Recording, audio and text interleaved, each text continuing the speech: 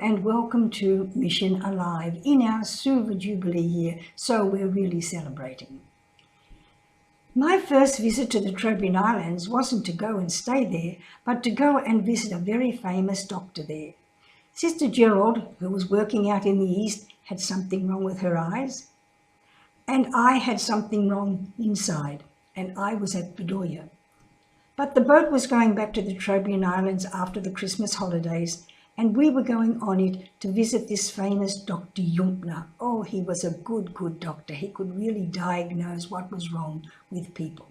So off we went to the Trobs. When we arrived there, it was raining. Mother Doody met us with this little army jeep, something that had come to him after the war. It was still going. It was still working. And he took us back to the mission station. And then he said, "Come and I'll take you for a visit round the villages before you go have your tea, and then you'll see the doctor tomorrow, and then the boat will return." So we went with him. We got into the jeep and we went round the villages. At the back of the seat where I was sitting, there was an iron bar. I thought that iron bar would break my back. Oh, it was awful. It was all part of what was wrong with me. I didn't know that then. And he took us through the villages.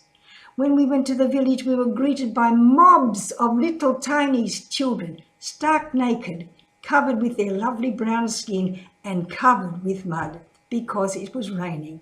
And the Trobs Island villages, the land, the ground under the houses, the ground all around is a hard, slippery, black mud. It's not really mud, it doesn't get thick like mud, but it's hard and it's slippery and it's shiny. It's almost like a black stone. And the children were slipping and sliding and having a wonderful time on this slippery surface with the rain coming down. Mud on them, rain on them, mud taken away.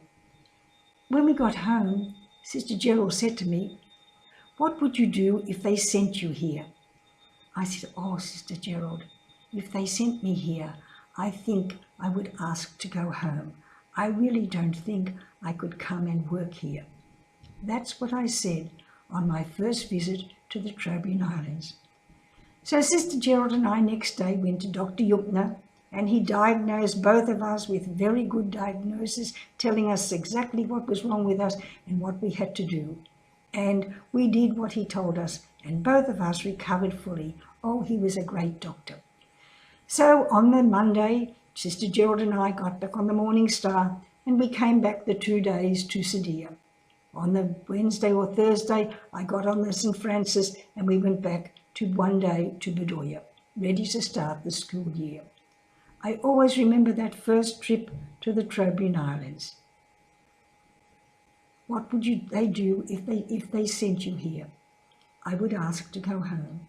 But when they did send me there, I didn't ask to go home. I went there, and that's where I lost my heart. That's where I had the happiest days of my life, among people who were alive, full of energy, full of spirit, full of desire to get to know things.